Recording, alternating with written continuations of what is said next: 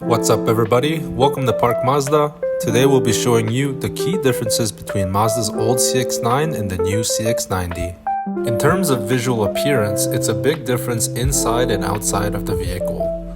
Let's be different and start with the interior. The CX-90 boasts premium materials like Nappa leather and real wood trim, a larger infotainment screen, and more spacious seating and cargo capacity compared to the CX-9. One of the biggest differences in the interior is the steering wheel design, as it's been completely revamped with a more modern, modest material and design in the CX-90. The center console is completely changed as well. While still getting the HMI commander, the shift knob has been revamped with a unique style and the cup holder location changing, now being able to open them for access or close them for more aesthetic appeal. The infotainment screen got a significant upgrade in the CX-90, giving it a 12.3-inch LCD display on all PHEV models and GT and up in the MHEV, while the CX-9 gets just a 10.25-inch throughout all trims. In the back, the CX-9 and CX-90 both get captain's chairs, with CX-9 having a big armrest in the middle that includes cup holders and some storage as well. The CX-90 though has basic cup holders with a middle pass-through to the third row seats. The CX-90 also gets significant more legroom with an extra 2.4 inches. Both vehicles get a rear climate control.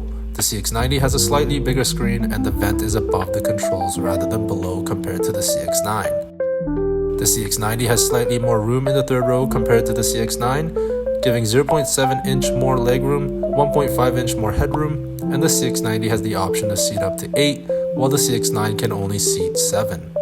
For the trunk and cargo volume, behind the third row, CX-90 gets 1.5 cubic feet extra cargo volume than the CX-9, and behind the second row, an extra 2.4 cubic feet of extra cargo volume in the CX-90. So the CX-90 is definitely a bigger vehicle in all aspects. The CX-90 has bolder stitching in the interior with a more vibrant color palette, while the CX-9 still does have leather stitching. It also has wood trimming interior with the CX-90.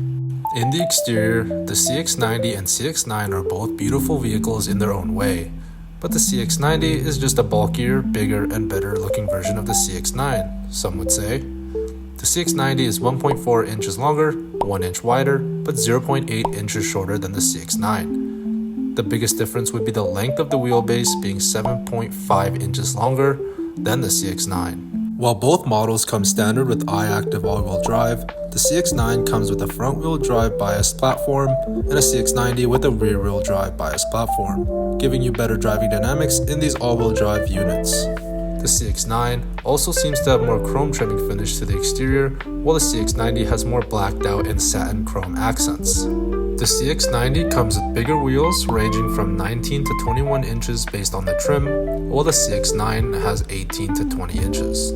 On both CX-9 and CX-90, you'll be getting the features that are most common in vehicles for safety features like 360 view monitor, advanced cruise control, smart brake support, blind spot monitoring, rear cross traffic alert, and the lane departure warning and lane keep assist systems.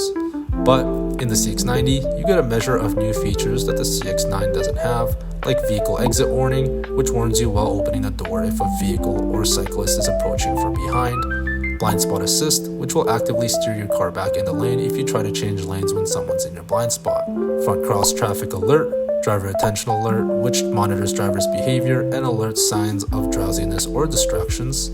And most importantly, the CX-90 has the new driver personalization system, which it uses a built-in camera to recognize who's driving the vehicle, so once it sees your face, it automatically adjusts everything to your saved settings.